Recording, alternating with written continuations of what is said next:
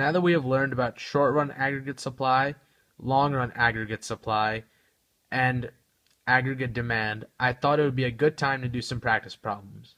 So, for our first problem, we'll be dealing with aggregate supply, short-run aggregate supply. Say there was a decrease in corporate taxes for producers. What would happen to the aggregate short-run aggregate supply curve?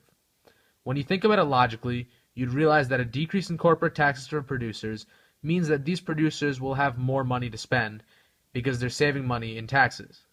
Thus, they can use this leftover money to produce more, and thus this short-run aggregate supply curve would increase, and thus there would be a shift to the right. Next problem. This deals with aggregate demand. Say there was a decrease in consumer spending. What would happen to the aggregate demand curve? As we learned in the paper, aggregate demand is equal to C plus I plus G plus XN.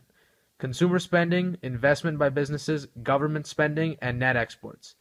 If consumers decrease their spending, that means aggregate demand will go down. Thus, there will be a shift to the left and aggregate demand will decrease.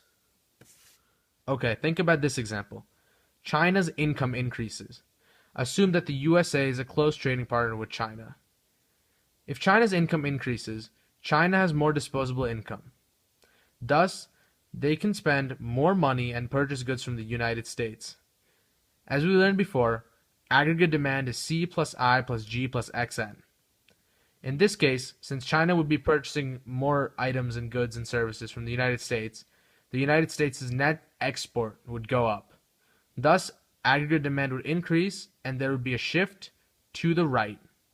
Thank you.